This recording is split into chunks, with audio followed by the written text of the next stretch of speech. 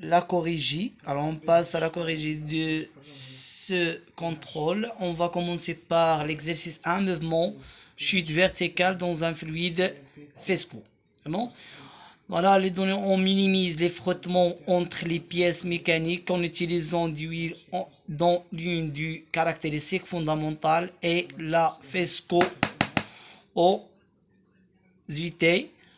Ensuite, détermine expérimentalement la viscosité d'une huile d'un moteur. Donc, le graphe ci-dessous, obtenu par une étude expérimentale, représente l'évolution de la vitesse d'une balle dans une huile d'un moteur en fonction du temps. Voilà la courbe qui représente la vitesse d'une balle dans un fluide en fonction du t. Voilà, c'est une fonction exponentielle. Voilà, divisé par deux régimes, un régime variable et un régime permanent.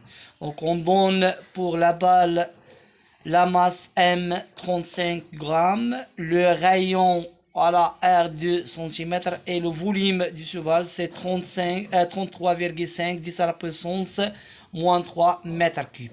La masse volumique d'huile c'est ρ d'huile.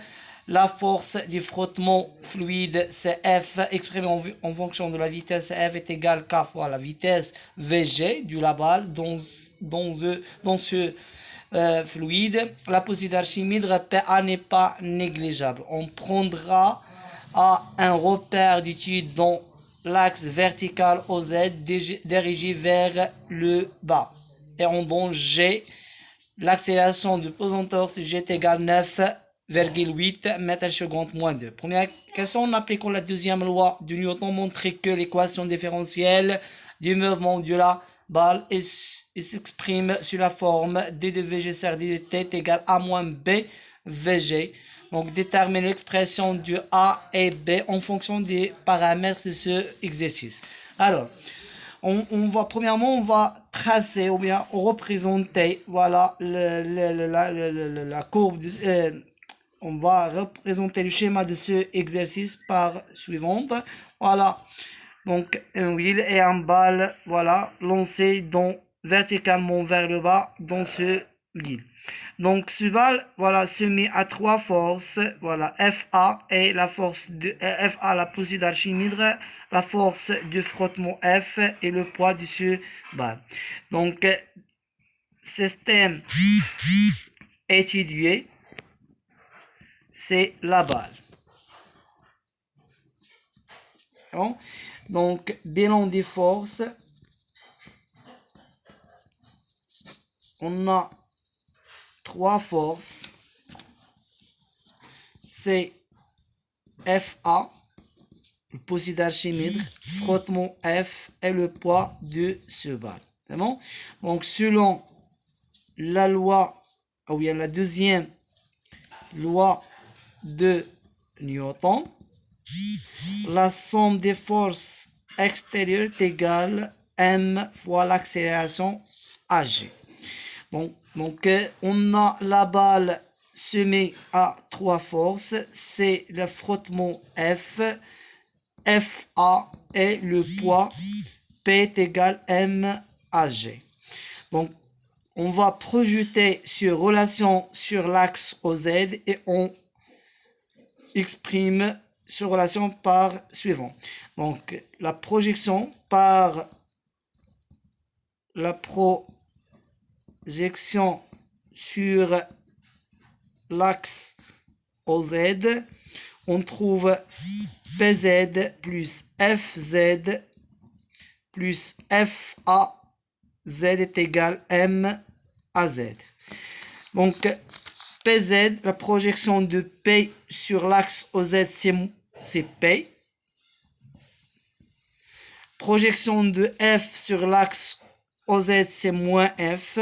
Et projection de FA sur l'axe OZ, c'est moins FA est égal M à G. Parce qu'on a le mouvement sur l'axe OZ, alors l'accélération AG, c'est égal à Z. Ah bon? Donc avec PCMG moins KVG moins ρ de fluide, c'est bon, rho de fluide, fois le volume translaté, c'est V, c'est bon, multiplié par l'accélération pesanteur G est égal M à G. C'est bon? Alors on peut diviser par la masse et donc c'est AG est égal G, facteur de 1 moins rho fluide V, et bon, divisé par M moins K sur MVG. C'est bon? Avec A, je sais D de VZ, c'est D de T est égal G facteur de 1 moins rho de fluide V sur M moins K sur M VG. On pose A est égal G facteur de 1 moins rho fluide V sur M et B est égal K sur M. Et l'équation différentielle devient D de VZ, c'est D de T est égal A moins B VG. Ça, c'est l'équation différentielle vérifiée par la vitesse. Alors, on passe à la deuxième question, déduire la valeur de l'accélération initiale à 0, puis calculer la valeur du temps caractéristique taux. Donc, on a la relation qui détermine l'accélération, c'est A est égal D de V sur D de T. À l'instant TI est égal A moins B VI. C'est bon? L'accélération A0, c'est D de V 0 sur D de T à l'instant T0 est égal A moins B V0. Donc avec la vitesse V0, c'est 0. Donc l'accélération A0 est égal A est égal G facteur de 1 moins rho de fluide fois le volume translaté divisé par la masse. Donc l'application numérique. Donc A0, l'accélération initiale est égale G 9,8 facteur de 1 moins rho de fluide c'est 911 multiplié par le volume de la balle c'est 33,5 fois 10 à la puissance moins 6 divisé par la masse de la balle c'est 35 multiplié par 10 à la puissance moins 3 et on trouve la valeur de l'accélération en mètre seconde moins 2. C'est bon? Donc, et puis calculer la valeur du temps caractéristique. Comment on peut déterminer la valeur du temps caractéristique?